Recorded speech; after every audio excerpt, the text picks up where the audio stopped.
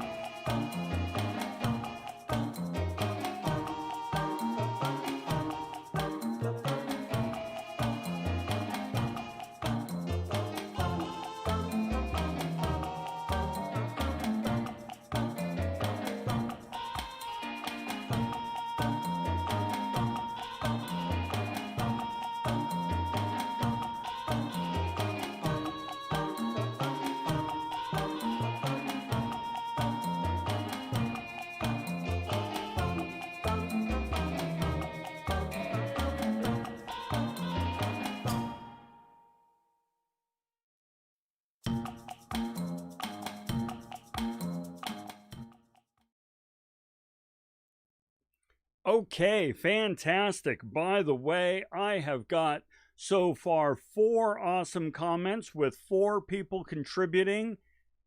Stupendous. Great. Oh, and Daniela's with us as well. Great, great, great. Okay, so let's read some of these. All right. Because yeah, you've got some really good points, guys. So Alma says to become more efficient. Okay, everybody focus on that word efficient. Efficient. Efficient is everything. All right. So, Alma, to become more efficient, unique skills pay more. Totally. Shalise, so we can be more expert and provide better services to our clients, customers, etc., because we're expert in our field. Bingo. Nicole, I think people believe knowing one thing really well and knowing about it really, let's see, provides lots of value. I would like, let's see, just talking to my daughter about this over the weekend. Oh my gosh, real world example. You just added on a real world example. Yeah, If you know one thing really, really well, it's going to help you. It's going to be a benefit, a great thing to teach your daughter. I totally agree. Ren, um, so we can be the best at what we are in a specific thing. Be the best. I like it. Be the best. It doesn't limit us, so on. Good. Very, very, very good to be the best at what we are. Efficient. Be the best. Expert. Um, let's see, Daniela. Let's see, to be more efficient and effective, to be more effective, produce faster, produce products a smaller period of time, more quickly, throughput time, great. Oh yes, and then Joe is with us. Fantastic. Welcome, welcome. Great, guys. Very, very, very good. Oh, Yasmin, I think we specialize so we can improve our skills specifically, so we can have better productivity and so on. Yes. Okay. You're all absolutely right. You're all absolutely right. Specialization allows us to be more efficient, effective, productive, expert, higher quality, better innovation, better functionality. All these things provide, are the result of specializing in a field. Okay. Now, let's make sure we understand one of those words especially. Efficient. I want to make sure we understand the difference between efficient and effective. Effective means it does what it's supposed to do. All right. So if a bouncy ball is called a bouncy ball because it's a ball and it bounces really well, it's an effective bouncy ball. Efficient means that you get as much output from something as you can with the least amount of input. All right. So, for example, if you can get better gas mileage from one car than another car, then the car that gets better gas mileage is more efficient because for the same amount of gas, you're getting more miles traveled. That's efficiency, right? Therefore, we want things that are both effective, do what they're supposed to do really well, and efficient, do them with the least amount of input as possible. Now, you guys are absolutely right. Okay, this is why we specialize in our careers, and this is why we are paid more the better we are in our careers. Well, now, here's the thing though. I'm coming over here. Here we go. All right. Efficiency goes, specialization, all these principles that we've been talking about, they apply to individuals, they apply to companies, and they apply to countries as well. All these principles apply equally. Now, at the beginning of the semester, I had you watch these really cool videos.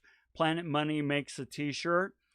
If you have not watched these videos, please watch them. They are so good. They are so good. And one of the many things that these videos teach is that different countries specialize in different aspects of making the t-shirt. Okay, countries that specialize in manufacture of a product can do so more efficiently, and that makes for cheaper products for everybody. So in this series, we saw that America produced the cotton, and then I think it was Indonesia, I don't remember, who produced the fabric. And then it was Bangladesh and Costa Rica who produced the shirts. And then it came back to America. And in fact, weirdly, if you go back and look at this, the most expensive part of that shirt was delivery from the ports to the stores, the ports to the stores here in the U.S. Just so you know, there's a phrase used in business called the last mile. And the last mile is always kind of considered the most expensive part of doing business because you lose all the efficiencies. I can ship a bazillion shirts, and my cost per shirt in that one shipment is like half a penny. But if I ship just one shirt, well, now my cost per shirt have gone up umpteenth degree, right? And so that last mile tends to be the most expensive. The point is, each one of these countries specialize. Nobody grows cotton like America. Nobody makes fabric like, I think it was Indonesia. Nobody makes shirts like Bangalore and Costa Rica. All right, so each group specialized. Now, I want to introduce some theories of trade here. That's what we're going to talk about. But it all comes down to this idea of free trade. All right, let's define it and then let's explore it. Free trade is the absence of barriers to free flow of goods and services between countries. Now, later on in this lecture series, we're going to talk about, well, what kind of barriers? Oh yeah, there are tons of trade barriers, so we'll explore those. But here's the idea. The fewer barriers you have, the more free your trade of goods and services between countries. Now, I really like this picture because this picture right here, it is of, well, South Korea and North Korea. Now, to me, you know, at night, taken at night, so these are all the lights in the cities and so forth, it's hard to imagine a kind of more poignant example of the effects of free trade or the lack thereof. Because, of course, South Korea loves its free trade. North Korea does not practice free trade. And you can kind of see what that has meant to the wealth and prosperity of the country. So that's what we're really talking about here. Now, the thing is, of course, trade, there's different kind of flavors and nuances of trade. And there's really three of them that we're going to explore here. The first one is mercantilism. Now, just for the record, I've heard it pronounced a whole bunch of different ways. I'm going to just run with mercantilism because mercantile and ism, mercantilism, all right? But when you explore this in some of the videos that I've shared with you, you'll see different pronunciations in different places. Here's the idea of mercantilism. An economic philosophy advocating that countries should simultaneously encourage exports but discourage imports. So to put that in another way, we want to sell and export as much as we possibly can because we want the money, but we want to buy and import as little as possible because we want to keep our money. We don't want to ship it out. We don't want to buy stuff. Now, on the surface of it, this makes really good sense, right? I mean, if we can export a ton, we are going to be rich. And the less we have to buy from other countries, the better off we are, the less we have to ship our money out of the country, as it were.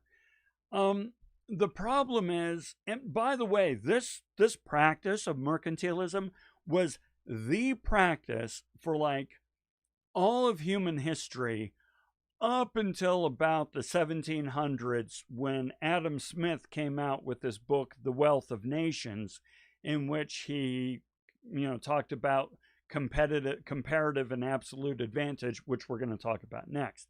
The point is, just about every country practiced this. We tried to export as much as we could and import as little as possible. We wanted to be self-sufficient. Here's the thing, though.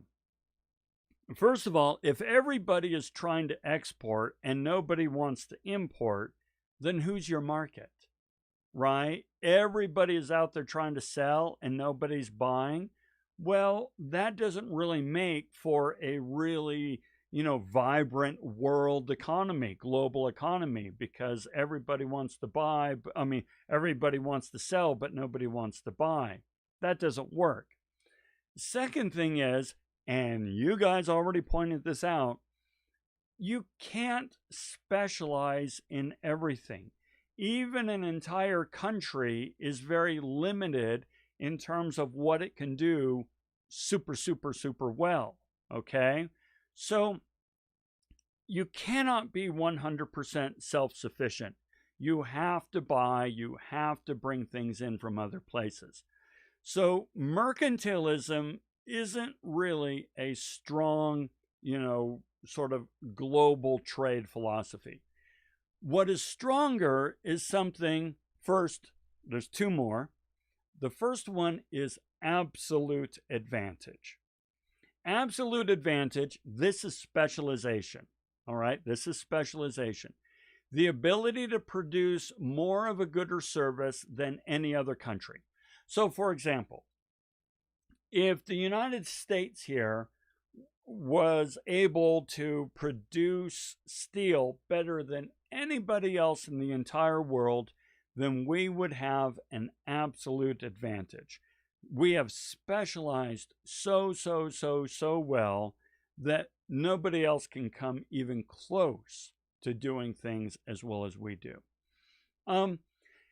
And in some cases, some people have an absolute advantage. Some countries have an absolute advantage. But you know what?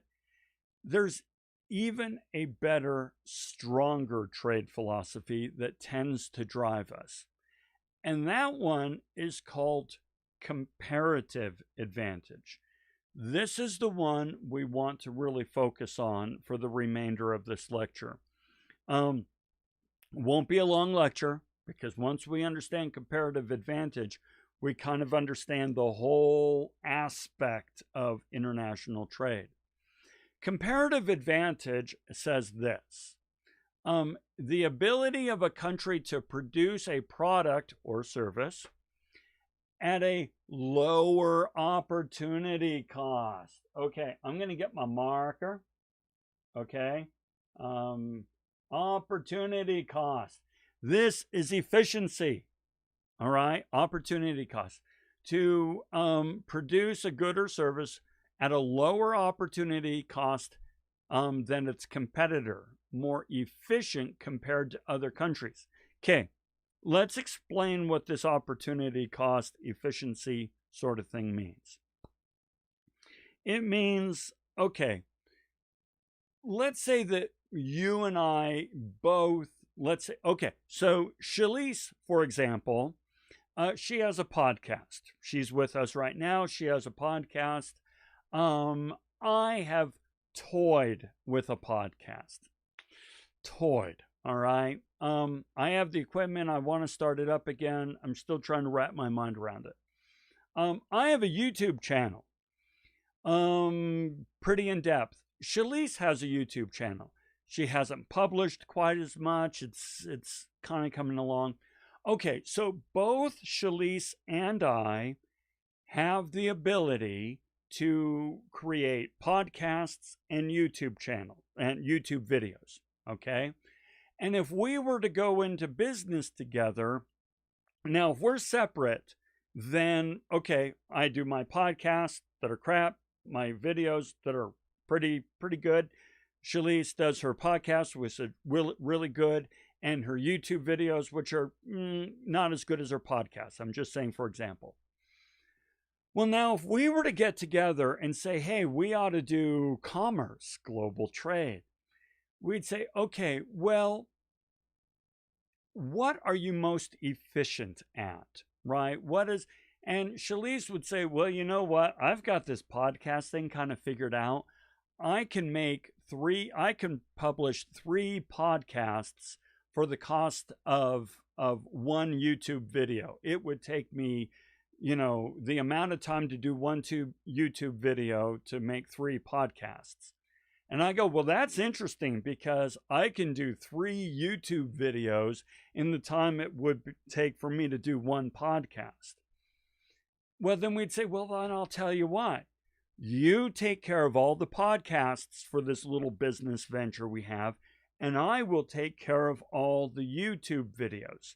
because we are more efficient. Now, that doesn't mean that I can't get good at at podcasts. I could get pretty good pretty quickly. And that doesn't mean that she can't get pretty darn good pretty quickly when it comes to YouTube videos. However, why not just do what we're most efficient at? That way, when we work together, our business venture has a lot more, value. Okay. This is the idea of opportunity cost. Okay. And efficiency. I lose the opportunity to make podcasts, but that's a relatively low cost for me, okay? And vice versa. So let's look at another example. Let's look at, say, wool sweaters or so forth. Let's say that Australia raises sheep more efficiency than England, okay? Okay, Shalise says I'm useless to her because I'm pretty good at my videos. All right, fine. So just messing with you. Okay, so Australia raises sheep more efficiently, right? Whereas England weaves blankets much more efficiently than Australia. So Australia says, okay, I'll tell you what, we are going to totally specialize in raising sheep. Yes, we can make blankets, we can make them just fine, but our opportunity cost is slightly, better if we raise sheep. And England says, well, then great, we will focus on weaving blankets. And as a result, you raise the wool, we'll make the blankets, and together they will be less expensive and a higher quality than if we were to try to do them all ourselves. Okay? That is comparative advantage. Now, America has a comparative advantage in a lot of things. Pharmaceuticals, medical equipment. We are not the only country in the world who makes pharmaceuticals and medical equipment. Siemens is a German company, and Siemens makes incredible medical equipment. But we have, there are a few countries, Germany, America, that has a comparative advantage. Oh, and by the way, Ash says, just for those t-shirt videos,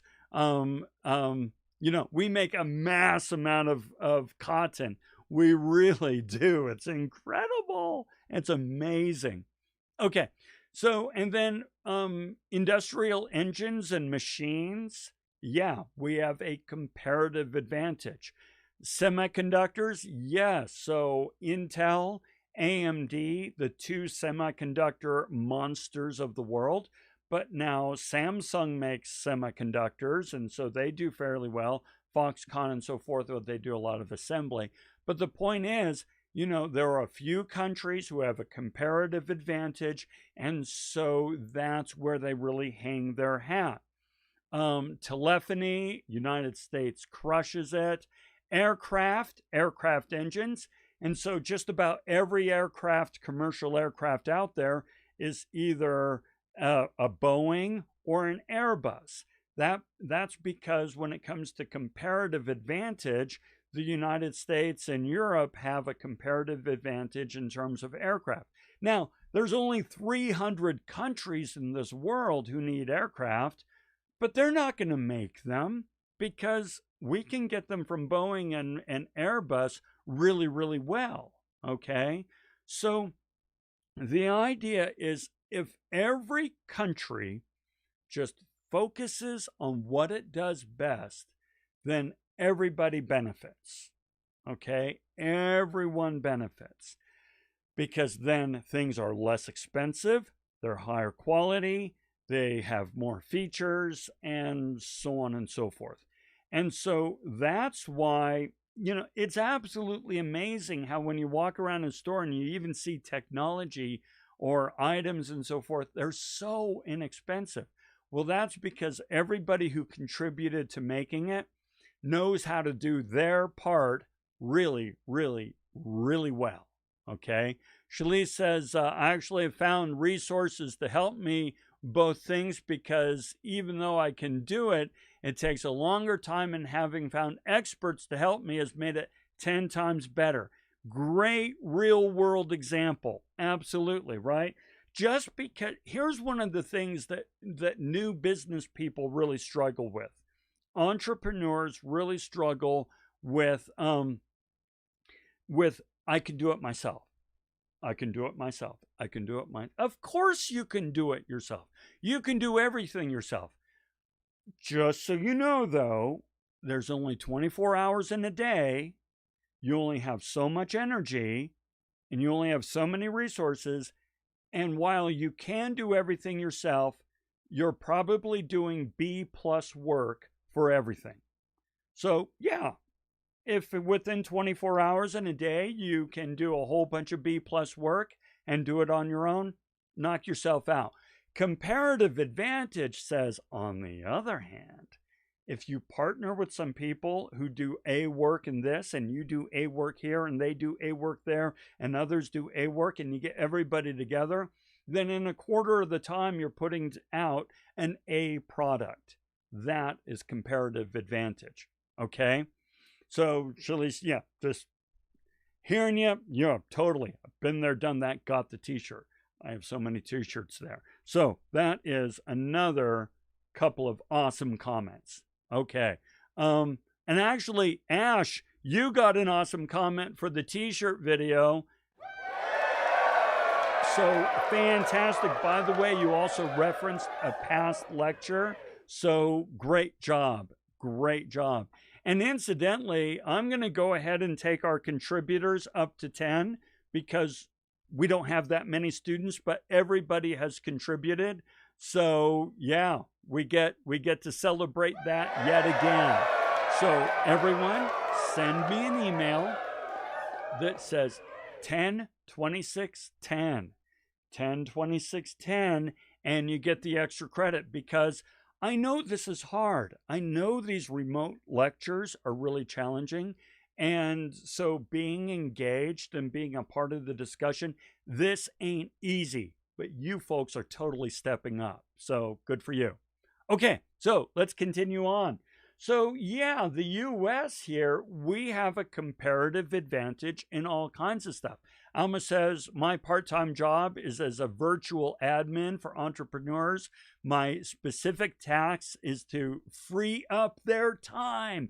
Yes, that is a totally rocking real world example, right? Because they have a lot of big stuff to do. If there's somebody who's really good at doing the little things because she's more efficient at it, that is comparative advantage. They could do it themselves, but at a higher opportunity cost. Okay, actually, I really want to play with this one. I really want to play with this one because this shows it really, really well. Let's say that Alma, I'm an entrepreneur, and let's say that I hire Alma. Can I do my own scheduling? Yes. Can I do my own project management? Yes. However, if I am working for clients, I can make $150 an hour. $150 an hour, which means that every hour I spend doing the little things, I am losing the opportunity to make $150 an hour. But if I pay Alma $20 an hour, then all of a sudden she's making $20 an hour, not shabby, and yet I have now freed up enough that I can then make $130 profit from that hour. That is opportunity cost, okay? By sending something over to Alma, I have freed up my time to make more money. Even if I'm better at it than Alma, let's say that I have an absolute advantage. Let's say that I actually project manage and schedule more efficiently, better than Alma, but my opportunity cost is still way up here. So it makes more sense for me to contract through her. Great example. Great example. As a matter of fact, I'm going to give that a double on the real world examples. Thank you, Alma. Okay, so let's come back over here. Now, here's the thing about opportunity cost. They absolutely mean offshoring and outsourcing. Okay. Now, I want to make an assertion. Every single paid job out there exists because somebody outsourced that work. Okay? Every single job, every single paid job. Right now, you are paying me to teach this class. You could learn all this on your own. You could learn it all on your own. You could go to YouTube, you could read books and so on and so forth. You wouldn't get a degree, but, you could then maybe, still translate that. The point is, you are outsourcing to me your education. Same thing goes with Alma, the work that she does. Somebody else has outsourced it. Okay. Do you have a bank account? Well, can't you keep your own money? Of course you can keep your own money. But it's actually a lot more convenient and efficient to have a bank put it all on a card that you can just use your debit card and so forth. You have outsourced your financial, services. Do you put gas in your car? You did not, refine that petroleum to turn it into fuel for your car. You outsourced that. Did you go to the store to buy groceries? You could grow your own groceries. You can raise your own cattle. You're not very efficient at that. That would come at a too high of an opportunity cost. And so you outsource that to a store. Okay. Do you watch TV? You could make your own shows. You could make your own programs. You could write your own books. You know what? That would come at a too high of an opportunity cost. I'm going to outsource my entertainment. The point is, any time you pay somebody to provide a good or service to you, you have outsourced that work. And any time that somebody pays you to do something, they are outsourcing that work, which means all of us benefit from outsourcing. We benefit from outsourcing and finding somebody who can do it more efficiently than us. And we benefit from outsourcing when somebody pays us to do something because we are more efficient than they are. So when we see words like offshoring and outsourcing, we love to demonize the word outsource. No. It's because of outsourcing that we all have jobs, because we've specialized. All right, so with that, let's define what offshoring and outsourcing means, not only from the dictionary standpoint, but then in terms of how we use it for comparative advantage in global trade. Okay, so first, outsourcing. Outsourcing is when we move work to a vendor, right? A vendor who provides that good or service to the company. So, for example, I'm willing to bet dollars to donuts that a lot of you are paid your paycheck by ADP. Okay? ADP is the country's largest payroll outsourcing vendor, right? So, yes, you might be paid by your company, but your company contracts with ADP to run the payroll. This is especially the case if you work for a big company, because every state, let alone every country, has its own payroll laws, rules, regulations. And so it makes very little sense for a company to have its own payroll department who's trying to keep track of all the laws, rules, and regulations regarding payroll for each state, each municipality, each country, each province, all that. They just go to ADP and say, here, you run it. All right. Um, if you have health care through your employer doesn't provide that health care. They have outsourced, okay, outsourcing. They have outsourced the providing of health care to somebody else. So I work for Salt Lake Community College. When I need health care, I don't go to Salt Lake Community College. I go to the hospital with whom we have contracted as an outsourced vendor. Okay. So that's outsourcing. That's outsourcing. And once again, all of us benefit from outsourcing because we outsource to others and we are the outsourcee for others. Well, then, what about offshoring? Offshoring is any time that we move work overseas. Okay, we take work that was, say, in the United States and we move it to another country. So, for example, when I was with Intel, I offshored work from the US to Malaysia.